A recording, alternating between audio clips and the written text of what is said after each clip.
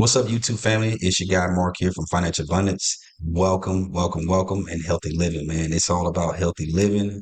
To me, that's abundance, being healthy, feeling great, and moving towards your goals. And to be the best version of yourself, you must be confident and you must feel good. And most importantly, smell good, right? So the goal is to help you get rid of halitosis, bad breath. We have all types of information on this channel, videos, content, all of that for your viewing. You can check the description box of the video for more information. If you need help, all of that is below in the description box. Make sure if you're brand new to the channel and you like this content, make sure you subscribe.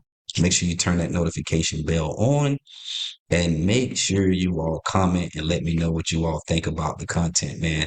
So there's about 12 or 13 different types of digestive diagnosis that could be holding you up, that could be a roadblock in your way from getting to the next level of seeing, success, meaning getting rid of halitosis or those digestive smells or just bad breath from the nose and throat. All of this is linked together. And so this is why I wanted to share the information in this video. Now, I'm going to stop talking and get into the video, but just remember there are going to be other videos like this. It's going to be in a series. So just stay tuned because they'll be uploaded here shortly. All right. So the first digestive system diagnosis that I want to talk to you all about in this video is irritable bowel syndrome, IBS, irritable bowel syndrome. And irritable bowel syndrome is a functional gastrointestinal disorder and is characterized by abdominal pain, bloating, and changes in the bowel habits. So, for me, when I first got started on my journey of curing my halitosis and trying to figure things out, I actually had some abdominal pains or abdominal cramps at times, right? So it's good that you take note whenever you're eating. Just take note of what it is that you have going on, any changes in your bowels, right? Whether you go from being constipated to having diarrhea, you got to track and just take a note of that.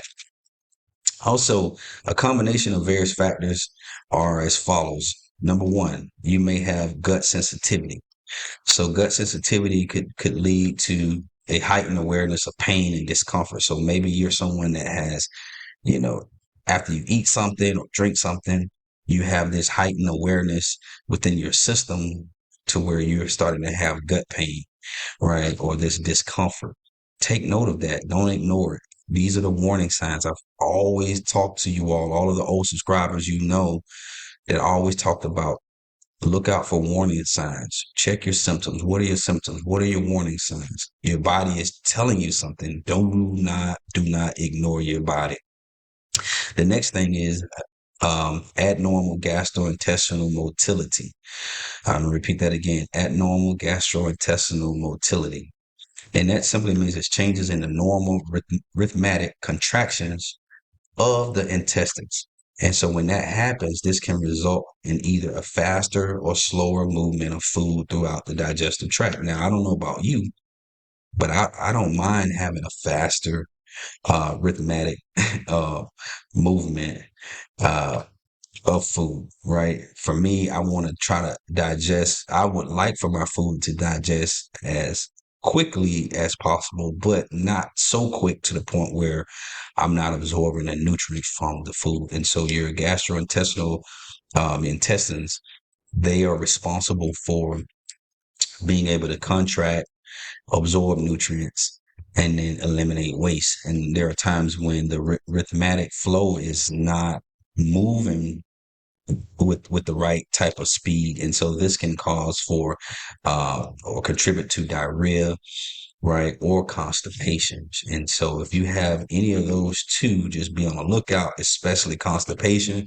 can definitely cause you to have a really bad smell because you're not the transition time that waste is sitting in your system is too long. Number three, intestinal inflammation.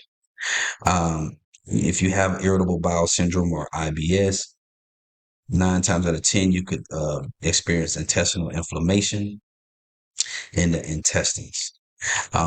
Sometimes you really won't know other than just maybe you have this dull pain or some type of pain within the gut area.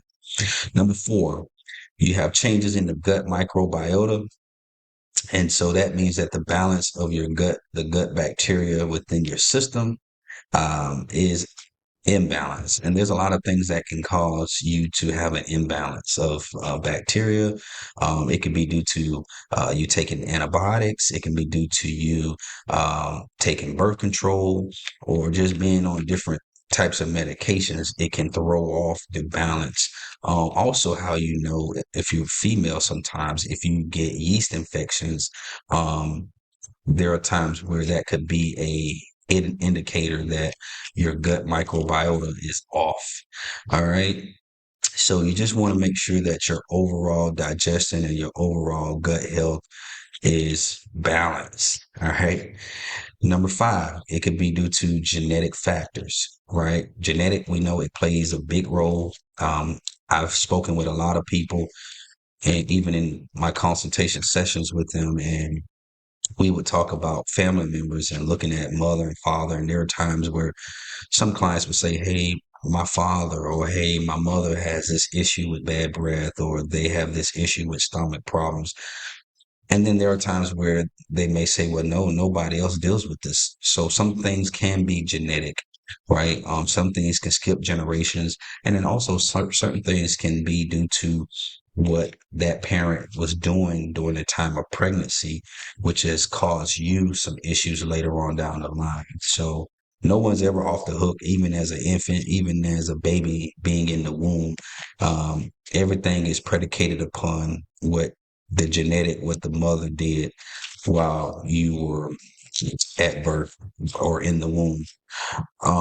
Also, number six, the brain. The brain has everything to do with the gut, right? The brain and the gut, they both interact with each other. And so a lot of times if the communication between the brain and the gut is disrupted, right? There's many different reasons for that disruption.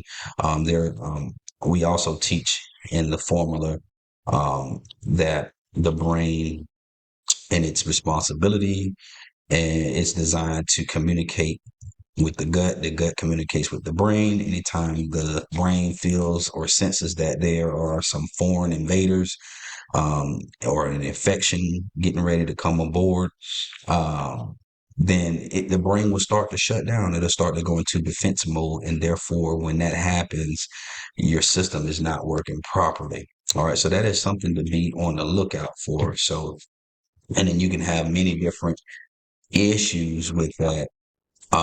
If your brain is not communicating effectively or doing what it needs to be doing at the right time, that can slow off everything, slow up the process of your food transition time, everything, make you feel tired, sluggish. Your whole system is just shutting down. Also, number seven, food sensitivities.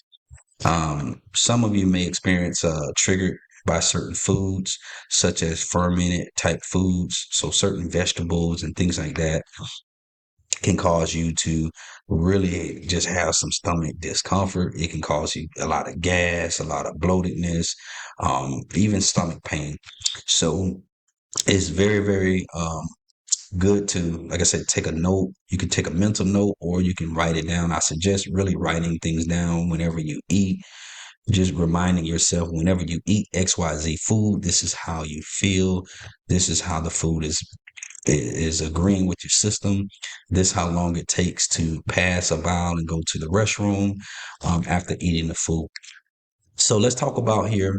We're wrapping up this video, but let's talk about how to fix this problem because this is not a situation where you have to live with this forever.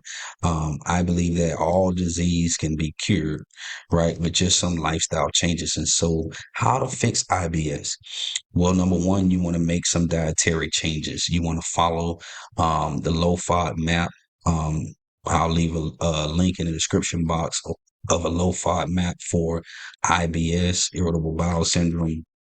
And this can help you to remove certain fermented type foods or carbohydrates that trigger your symptoms. This is why I said it's important that you just eat regularly how you normally eat, and then start tracking how you feel. Track if you feel bloated, track if you're having gas, track if you're constipated, track if you even have your smells are getting worse, right? You want to track and write everything down so that you can actually utilize the low FOD map. That's LOWFOD map to remove certain foods for a certain period of time, and then track and see how you feel after that. Number two, you want to maybe gradually increase your fiber intake. For some people, you may not want to increase your fiber, but for the most part, increasing your fiber intake is going to help regulate your bowel movements. Again, poop sitting in the gut too long, right? Your transition time, or a lot of you are not emptying bowel completely. You may poop and go to the restroom, but you're not getting a full bowel. So you may want to increase your soluble fiber, and this will help regulate bowel movements. Foods like oats and bananas and certain vegetables are good sources of fiber. Also, you can take prebiotic mix like Benefiber is a good one. You can also take magnesium. That is my favorite one. That is a tip for you all. Magnesium supplements, 500 milligrams. You take one of those a day. You're going to notice the difference between how you're pooping now versus how you're going to poop with that. Now, you don't have to take it every day for the rest of your life, but as needed. And you should notice a difference, a change. Also, probiotics. Probiotics is going to help you regulate the gut flora. So as we talked about before, sometimes having an imbalance of the microbiomes is not balanced. Well, taking a healthy, good probiotics is going to really, really alleviate symptoms, some of those symptoms of bloatingness, but also is going to create a new environment for good bacteria to live there. So that is something that you definitely want to do. All right, number four.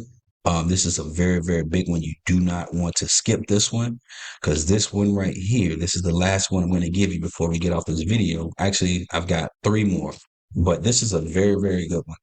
Stress management. You want to manage your stress. I do understand from firsthand how you all may feel, right? You're dealing with an issue of bad breath, halitosis. You're being picked on throughout the day. You're uncomfortable. You can't be around loved ones. You feel isolated. You can't date anybody. You like this guy, you like this girl, but you're struggling. You're embarrassed. All of those things I know how it feels. You can't get the promotion because they're talking about you. You can't level up in life because of the circumstances of what's going on, right? That's how you feel. And that is your reality right now. But guess what? You don't have to stay there. You do not have to stay there. You can do all things. Anything you put your mind to, you can do it. So stress management is going to be very important. You want to exercise regularly. You want to practice deep breathing, do meditation. This is going to help managing the IBS symptoms. You want to keep your stress levels as low as possible. The next thing is that people forget is staying hydrated. You want to drink enough water that can help prevent constipation. Even if you're taking fibers or prebiotics, if you're not getting enough water throughout the day, you're not going to be able to um, release that stool, release that bowel. All right. So this is going to help promote regular bowel movements.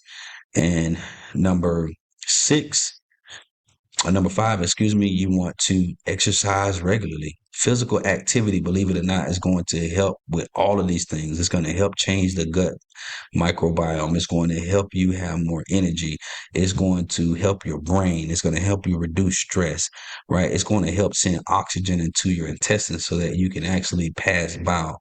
But when you don't exercise, you're not getting the blood flowing. The blood is not running, and you're unable to really, really maximize everything that you need for the day because you're not exercising regularly. So you want to at least get about 150 minutes of moderate or intensity type exercise in per week.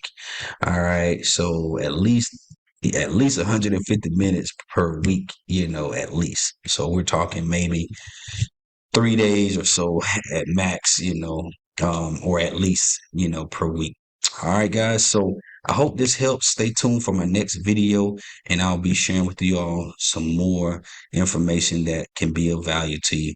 Take care, and I'll see you on the next video.